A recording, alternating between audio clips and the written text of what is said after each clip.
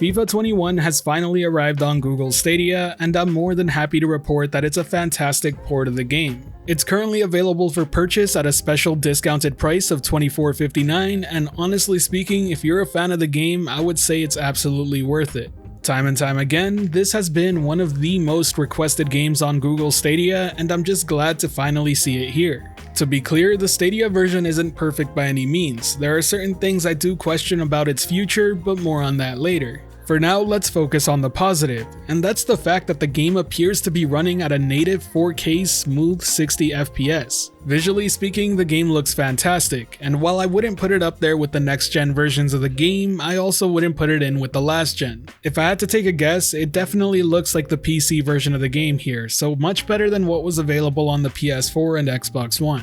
And then there's the consistent 60 FPS gameplay. Well, maybe not fully consistent. I have had a couple of dips here and there in frame rate, but nothing too serious and nothing that lasted more than a couple of seconds. At no point did I feel like I was hindered whatsoever. What you're seeing in the background right now is pure lack of skill.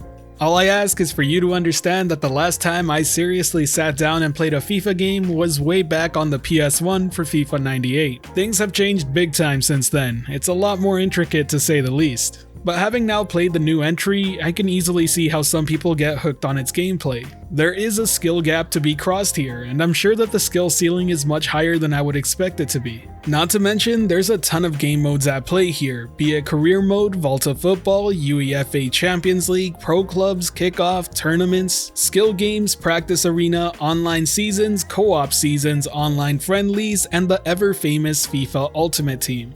There really is a ton on the plate here. In fact, as someone who hasn't played the franchise in a really long time, it can even feel a bit overwhelming. I dabbled in a bit of Volta Football, and let me just say, it's crazy, fast-paced, but also quite a bit of fun.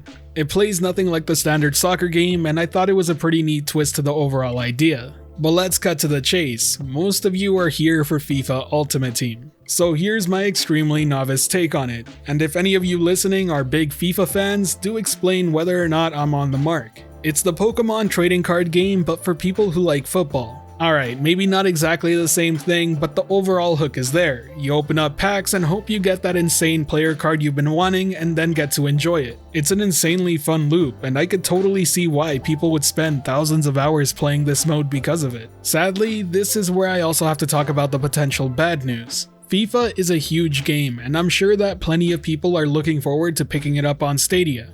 But this game does not feature crossplay support, so I do ultimately have to wonder just how many people are going to be playing it at once. By no means am I trying to say that the player base on Stadia is going to be non-existent, but it's certainly not going to be as large as what you may be used to on consoles or PC, and that could have an overall effect on fair matchmaking, queue times, and much more.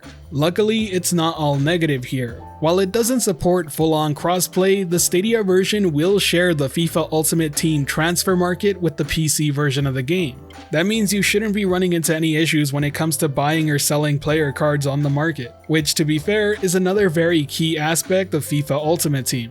And really, that summarizes my overall experience and first impressions of playing FIFA 21 on Google Stadia. That said, there is one more important detail that I do think actually plays a pretty significant role when it comes to picking up a game like this on Stadia.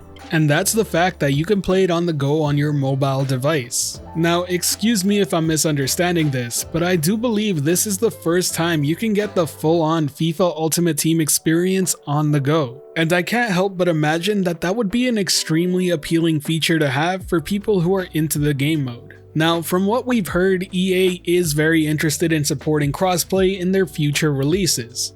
And while it's yet to be seen how far their commitment will go, if FIFA 22 comes to Stadia day and date and features this as an option, I honestly think the ability to take on the full FIFA Ultimate Team experience on your mobile device wherever you go would be an extremely killer feature, be it on Stadia or any other cloud gaming platform. But now let's answer the question. Is FIFA 21 on Google Stadia good? Should you pick it up? I would argue that if you've been waiting for this game to be available on Stadia, it absolutely is. Especially at the special discounted rate that it's currently at. It's a great deal and you're getting a ton of content for your dollar. I would even go as far to say that FIFA 21 on Stadia is one of the better ports we've seen to date. Either way, if you enjoyed the video or found it helpful at all, be sure to hit that like button as it really does help the channel out, and if you're wanting more content like this, be sure to subscribe and hit that notification bell as well.